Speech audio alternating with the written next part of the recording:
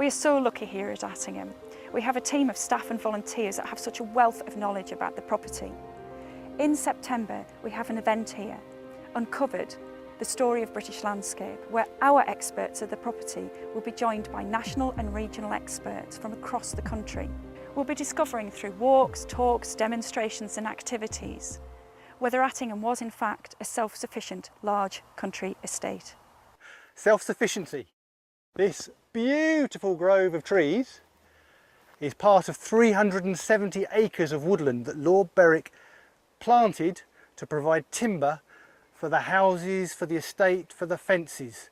And this is probably the best grove of trees we've got.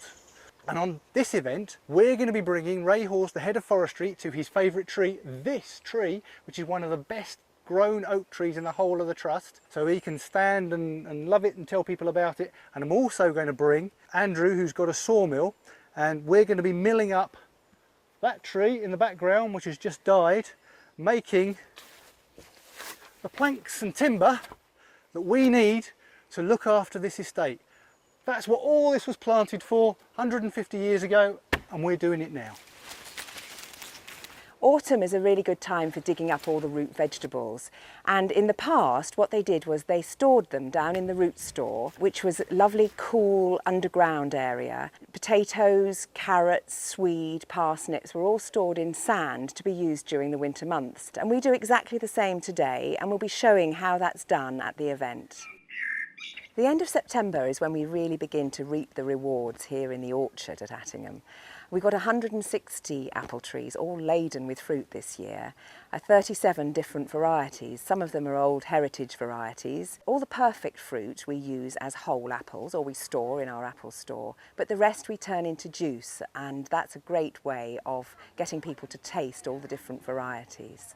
So if you come along to Uncovered at the end of September, you'll be able to see the apples being turned into apple juice and taste it for yourself. All of the produce from the walled garden, orchard and wider estate was brought here to the kitchen at Attingham. In the 1800s, when the second Lord Berwick lived here, it was its heyday. In September, when we have the Uncovered event, there will be another heyday, when Dr. Annie Gray, a food historian, and Pamela Sambrook, who is an expert in domestic service, will be here in the kitchen demonstrating and talking about whether Attingham was in fact self-sufficient.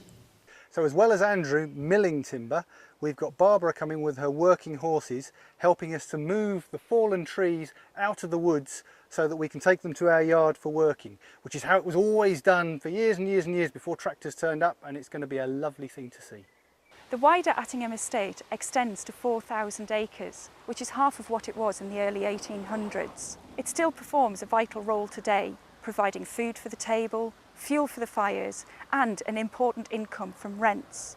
As part of the event, we'll be visiting areas of the estate which aren't always accessible to the public. A bus tour will stop off at Cronk Hill, which also has a model farm. This event is going to be so special. It's a one-off, so please come and join us. It's going to be great. It is.